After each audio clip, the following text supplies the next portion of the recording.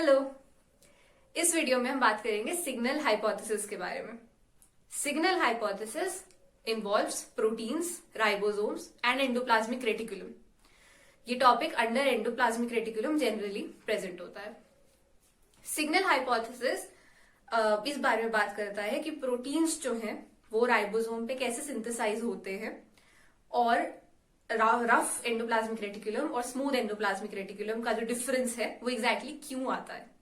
हम लोगों ने स्टार्टिंग से आई थिंक 7th 8th से जब सेल के बारे में पढ़ा था तो हमें पता था कि एंडोप्लाज्मिक रेटिकुलम जो है ये 2 टाइप का होता है। अब इस पे जाने से पहले एंडोप्लाज्मिक रेटिकुलम खुद होता क्या है। ये बेसिकली न्यूक्लियस के पास एक कुछ नेटवर्क लाइक ऑर्गेनेल होती है जो उसको सराउंड कर रही होती है। ये बहुत रफ डायग्राम है उसका, but basic idea. Endoplasmic reticulum का जो मेजर फंक्शन है वो प्रोटीन से रिलेटेड होता है। प्रोटीन्स, लिपिड का सिंथेसिस, या फिर जो प्रोटीन की पैकेजिंग होती है, या फिर जो टॉक्सिक सब्सटेंसेस होते हैं उनकी ऑक्सीडाइजेशन होती है, ये सब एंडोप्लाज्मिक रेटिकुलम के फंक्शंस में आता है। जो चीज हमें सिग्नल हाइपोथेसिस में देखनी है वो ये है कि जो स्मूथ एंडोप्लाज्मिक रेटिकुलम है और रफ एंडोप्लाज्मिक रेटिकुलम है, इनमें मेजर डिफरेंस क्या होता है। अगर याद होगा तो रफ एंडोप्लाज्मिक रेटिकुलम के साथ राइबोसोम्स अटैच्ड होते हैं और ये बहुत ही बेसिक डिफरेंस है जो कि माइक्रोस्कोप के अंदर भी हमें दिख जाता है इन द फॉर्म ऑफ कि उस पर्टिकुलर नेटवर्क लाइक ऑर्गेनेल में ऐसे कुछ ग्लोब्यूल्स अटैच्ड होते हैं जो कि ये राइबोसोम्स होते हैं। इस वजह से जो रफ ईआर है उसका प्राइमरी फंक्शन हो जाता है प्रोटीन सिंथेसिस। अब प्रोटीन को सिंथेसाइज राइबोसोम ही कर रहा है, बट वो आरईआर से एसोसिएटेड है। अब ये एसोसिएशन क्यों होती है? वो इसलिए होती है कि जो एंडोप्लाज्मिक रेटिकुलम है वो प्रोटीन्स की पैकेजिंग में उसका रोल होता है। तो जो प्रोटीन्स है जो जैसे मेम्ब्रेन में अटैच होने हैं या सिक्रीट होने हैं, उन सबको ये प्रॉपरली पैक करता है, वेसिकल्स फॉर्म करता है और गोल्जी अपैरेटस में ट्रांसफर कर देता है। उसका एक इंटायरली डिफरेंट टॉपिक है वो कि कौन से पर्टिकुलर प्रोटीन्स हैं जो ईआर में आके सिंथेसाइज होते हैं, उनकी क्या कैरेक्टरिस्टिक्स होती हैं, उनकी फोल्डिंग कैसे होती है। फिलहाल हमें यह समझना है कि रफ स्मूथ ईआर में राइबोसोम्स अटैच नहीं है, रफ ईआर में राइबोसोम्स अटैच हैं। बट अब एक जो मेजर चीज आती है जो हम 7th 8th में नहीं पढ़ते हैं कि ये राइबोसोम्स हर टाइम कॉन्स्टेंटली एंडोप्लाज्मिक रेटिकुलम के साथ अटैच्ड नहीं रहते। ये राइबोसोम्स फ्री होते हैं साइटोसॉल में और डिपेंडिंग ऑन दी एमआरएनए जिसकी ट्रांसलेशन इन्हें करनी है उस पे डिपेंडेंट होती है ये बात कि ये पर्टिकुलर राइबोसोम फ्री साइटोसॉल में प्रोटीन बनाएगा या फिर पॉलीपेप्टाइड चेन बनाएगा या फिर ईआर के साथ आके एसोसिएट होगा।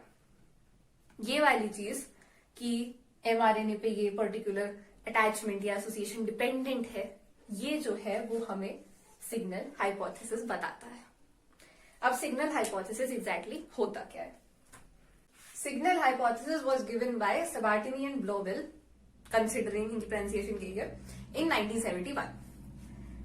सिग्नल हाइपोथेसिस नाम से काफी क्लियर होता है कि एक सिग्नल के बारे में बात करता है जो कि एक एमआरएनए में प्रेजेंट होगा, जिससे कि ये डिसाइड होगा कि राइबोसोम्स जो हैं वो उस पर्टिकुलर एमआरएनए की ट्रांसलेशन साइटोसॉल में करेंगे या फिर एंडोप्लाज्मिक रेटिकुलम पे। अब ये वाला जो कंसेप्ट है ये थोड़ा सा नया है तो ध्यान से सुनना। राइबोसोम्स की 2 सब यूनिट्स होती हैं, स्मॉलर सब यूनिट और एक लार्जर सब यूनिट।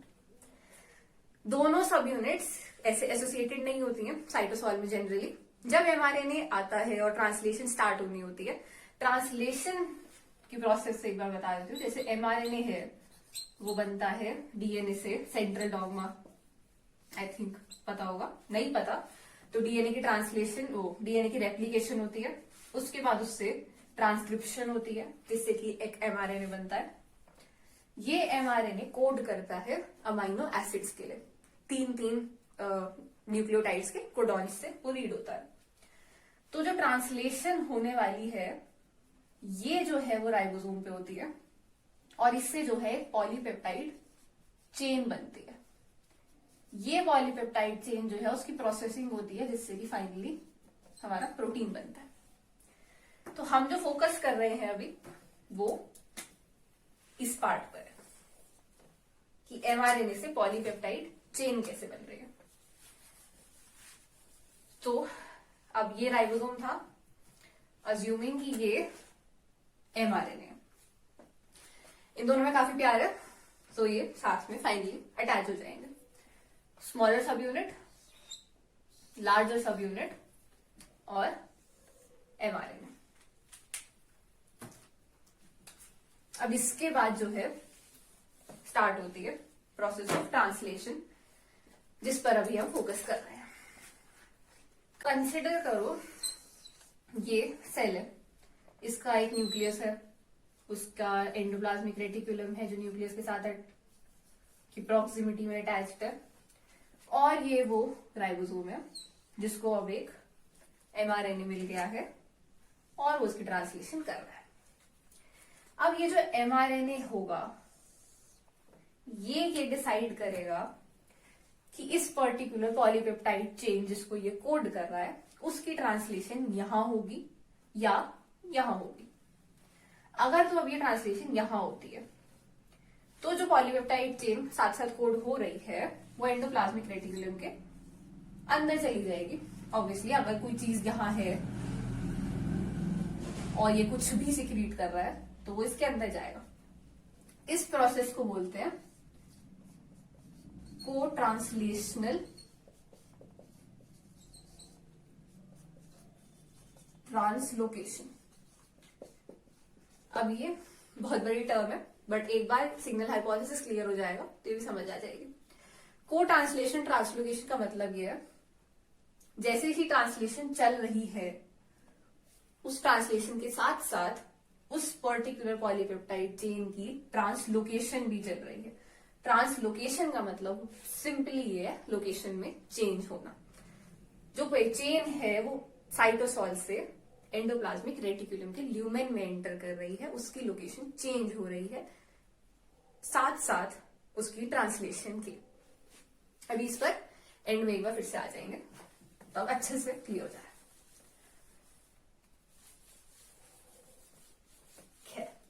अभी हमारे पास एमआरएनए था एक, लेट्स अज्यूम कि इसकी पर्टिकुलर एमआरएनए की ट्रांसलेशन जो है वो फ्री राइबोसोम में होने की जगह ईआर में होनी है।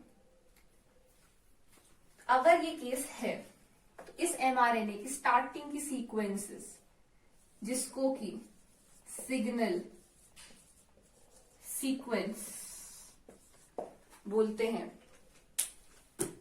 वो ये डिटरमाइन करती है कि ये पर्टिकुलर प्रोटीन या ये पर्टिकुलर पॉलीपेप्टाइड चेन ईआर में एंटर करेगी। तो इस एमआरएनए की जो ये सिग्नल सीक्वेंस है वो सिग्नल है जिससे कि राइबोसोम जो है ईआर के पास चला जाएगा।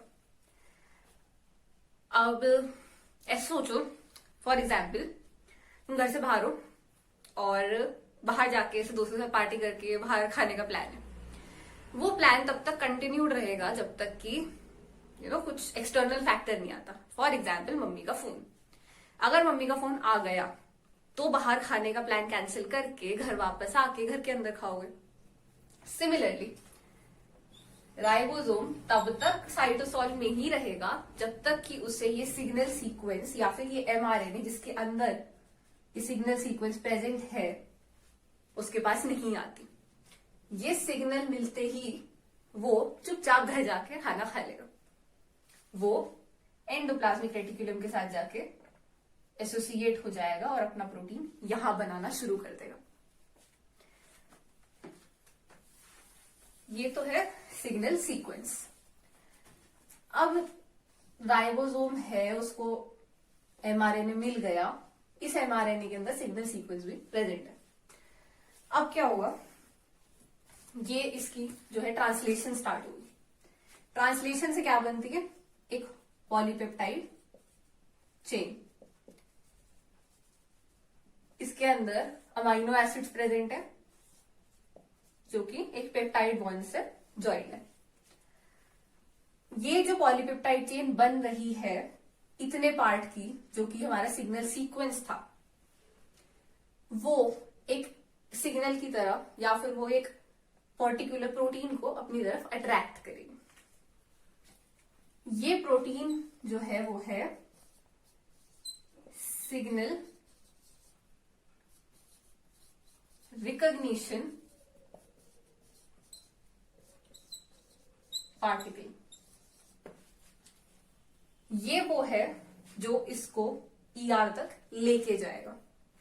ये है वो व्हीकल, वो ऑटो रिक्शा एक्टिवा जिससे भी आए थे, जो हमें घर लेके जाएगा।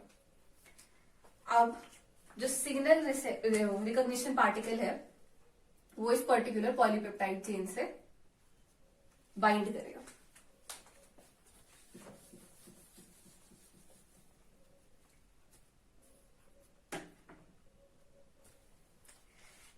ये जो पेप्टाइड की चेन बनी है इसे बोलते हैं सिग्नल पेप्टाइड। अब आते हैं एंडोप्लाज्मिक रेटिकुलम। ये हो गया जो साइटोसॉल में हो रहा है। इतना होने के बाद, हाँ एक और चीज जो होगी, इतना होने के बाद जैसे ही सिग्नल सीक्वेंस जो थी वो ट्रांसलेट हो गई, यहां पे इलोंगेशन इसकी रुक जाएगी, ट्रांसलेशन रुक जाएगी, जिसको बोलते हैं इलोंगेशन अरेस्ट। इसमें सिग्नल सीक्वेंस ट्रांसलेट हो गई, signal recognition particle polypeptide chain जो कि सिग्नल पेप्टाइड है उससे बाइंड हो गया। इसके बाद आगे के एमआरएनए की ट्रांसलेशन यहीं रुक जाएगी जब तक कि वो ईआर पे नहीं पहुंचता। अब ये जो है वो है ईआर की मेम्ब्रेन। ऐसे लिपिड्स प्रेजेंट होंगे जिस पर ये राइबोसोम जाएगा, उस स्ट्रक्चर को बोलते हैं ट्रांसलोकॉन। ट्रांसलोकॉन के 3-4 डिफरेंट पार्ट्स होते हैं। सबसे पहला एंड मोस्ट इंपॉर्टेंट है उसका पोर प्रोटीन।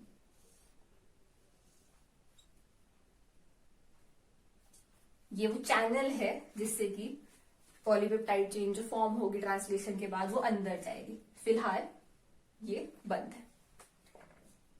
ये है पोर प्रोटीन। इसके साथ साथ एक चीज और जो प्रेजेंट है वो है एसआरपी का एक रिसेप्टर।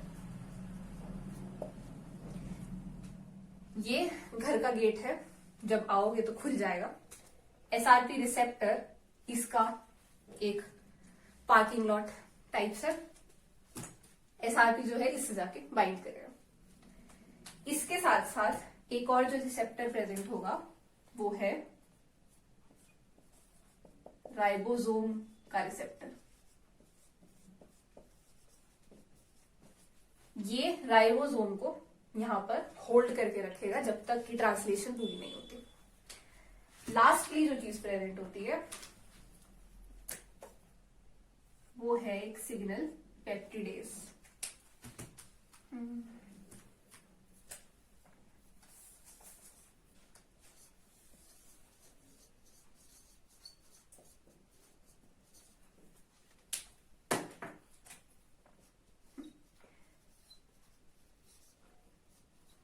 सिग्नल पेप्टिडेज क्या करता है, वो इस सिग्नल सीक्वेंस को क्लीव कर देगा।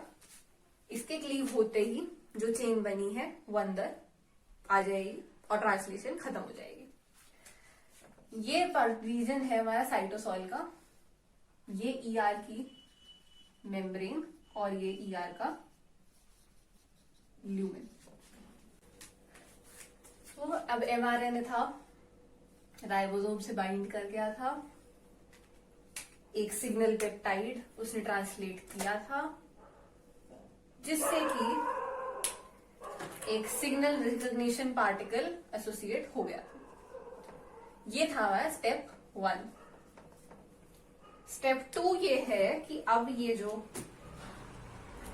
हमारा इन आर एग्जाम्पल व्हीकल था वो उसको घर तक लेकर आएगा। इसमें राइबोसोम रिसेप्टर से पहले एसआरपी जो है वो बाइंड करेगा। एसआरपी रिसेप्टर से सिग्नल रिकॉग्निशन पार्टिकल जब बाइंड करता है तो इसके साथ एक जीटीपी एसोसिएटेड होता है। जीटीपी एनर्जी प्रोवाइड करता है उसके हाइड्रोलाइसिस। उसके बाद जैसे ही ये एसआरपी बाइंड होगा, राइबोसोम भी राइबोसोम रिसेप्टर से बाइंड कर जाएगा। एमआरएनए राइबोसोम के साथ ऑलरेडी एसोसिएटेड था, बट ट्रांसलेशन अभी के लिए रुकी हुई थी। जो सिग्नल पेप्टाइड है सबसे पहले पोर प्रोटीन में वो एंटर करता है।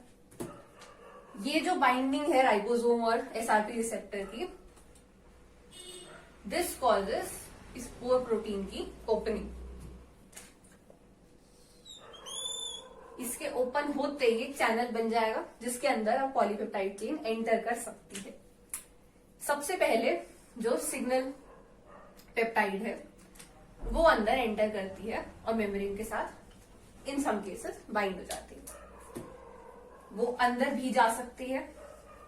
वो 2 सिचुएशंस पॉसिबल होती हैं जिस पे भी हम आएंगे। ये है वो सिग्नल पेप्टिडेज जो एंड में इस सिग्नल पेप्टाइड को कट करेगा। सो अपेरेंटली मेरा फोन का कैमरा बीच में चलना बंद हो गया था। Coming back, signal peptidase. हाँ, तो पोर प्रोटीन ओपन हो गया। उसके बाद स्टेप 2 वो था हमारा सिग्नल पेप्टाइड जो था वो ईआर ल्यूमेन में सबसे पहले एंटर करेगा। उसके बाद जो है वो बाकी पॉलीपेप्टाइड जो सिंथेसाइज हो रही है वो सिंथेसाइज हो जाएगी। स्टेप 3 था हमारा वो बड़ी सी टर्म जो मैंने पहले यूज करी थी, को ट्रांसलेशनल ट्रांसलोकेशन। ट्रांसलेशन प्रोसेस थी पॉलीपेप्टाइड की फॉर्मेशन की। ट्रांसलोकेशन प्रोसेस थी किसी भी पर्टिकुलर मॉलिक्यूल की लोकेशन का चेंज होना। तो ट्रांसलेशन होते होते ये पॉलीपेप्टाइड जो है साइटोसॉल से ल्यूमेन में एंटर करेगा। इसीलिए ट्रांसलेशन के साथ साथ ट्रांसलोकेशन को होना को ट्रांसलेशनल ट्रांसलोकेशन होता है। अब अज्यूम कर लेते हैं कि एमआरएनए का स्टॉप कोडॉन आ गया, पूरी पॉलीपेप्टाइड जो सिंथेसाइज होनी थी वो हो गई। अब ये सारा प्रोटीन तो अंदर बन जाएगा। लास्ट स्टेप जो है वो ये है कि ये जो सिग्नल पेप्टिडेज है, स्टेप कौन सा है, 4, ये कर देगा इस सिग्नल पेप्टाइड को यहां से क्लीव। अब जैसे ही ये इसको क्लीव करेगा, यहां से इसकी जो ट्रांसलेशन थी वो खत्म हो गई। तो ये पूरी पूरी पॉलीपेप्टाइड चेन इस ल्यूमेन के अंदर आकर गिर जाएगी। अब इस पॉलीपेप्टाइड चेन की तो आगे जो है वो प्रोसेसिंग स्टार्ट होगी, फोल्डिंग और प्रोसेसिंग जो भी होनी है, और इसका एक प्रॉपर प्रोटीन फॉर्म हो जाएगा। यहां जो बचा है पार्ट उसका ये होगा कि ये सिग्नल पेप्टाइड जो है जो यहां से क्लीव हो गई है, उसके बाद जीटीपी का हाइड्रोलिसिस हो जाएगा। इससे निकलेगा जीडीपी और पीआई, और ये जो सिग्नल रिकॉग्निशन पार्टिकल है ये यहां से चला जाएगा।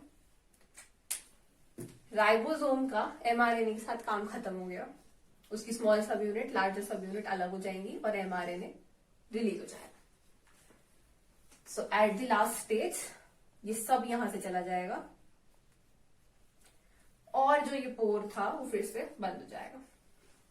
अब इसके अंदर पॉसिबिलिटीज काफी होती हैं, जैसे कि सिग्नल पेप्टिडेज ऐसा होता है कि सिग्नल सीक्वेंस जो है वो प्रोटीन के अंदर प्रेजेंट हो भी सकती है और नहीं भी हो सकती। इस केस में जो मैंने अभी एक्सप्लेन करा, सिग्नल पेप्टाइड जो था वो क्लीव हो गया, बट ये सिग्नल पेप्टाइड प्रेजेंट भी हो सकता है जो फाइनल लास्ट प्रोटीन बचता है उसके अंदर। तो सिग्नल हाइपोथेसिस बेसिकली ये बोलता है कि जो सिग्नल सीक्वेंस है एमआरएनए की, वो ये डिटरमाइन करती है कि प्रोटीन साइटोसोल में सिंथेसाइज होगा या फिर ईआर के ल्यूमेन में। और ये जो सिग्नल सीक्वेंस है ये फाइनल प्रोटीन के अंदर प्रेजेंट हो भी सकती है और नहीं भी हो सकती। इसके अंदर सिग्नल हाइपोथेसिस के साथ साथ हमने को ट्रांसलेशनल ट्रांसलोकेशन क्या होती है वो भी समझ लिया। अब जो ये प्रोटीन है इसकी फोल्डिंग में बहुत सारे स्टेप्स होते हैं, जैसे कि इसकी ग्लाइकोसाइलेशन होती है पहले, उसके बाद इसकी फोल्डिंग होती है जो कि इंश्योर होती है बाइंडिंग प्रोटीन से, और बहुत सारे चैपेरॉन्स इन्वॉल्व होते हैं उसके अंदर। उसका डिस्कशन भी हम बाद में करेंगे। अभी के लिए ये है सिग्नल हाइपोथेसिस। सिग्नल हाइपोथेसिस का ये एक छोटा सा डायग्राम मैंने बनाया था, इसको मैं अपने इंस्टाग्राम पे अपलोड कर दूंगी, तो आप वहां से देख सकते हैं। इंस्टाग्राम का लिंक डिस्क्रिप्शन के अंदर है, सो आप एक बार चेकआउट कर सकते हो ताकि समरी में पता चल जाए कि हमने आज क्या करा है। एंड अगर ये वीडियो अच्छी लगी हो so do like, it gives a lot of motivation, and comment करके बताना, and subscribe to my channel, press that bell icon. इसकी मैं एक एनिमेशन भी बनाऊंगी इन फ्यूचर, तो you can press that bell icon ताकि पता चल जाए। And do share it with your friends, उनको कुछ ना कुछ शायद हेल्प हो सकती है। Thanks for watching.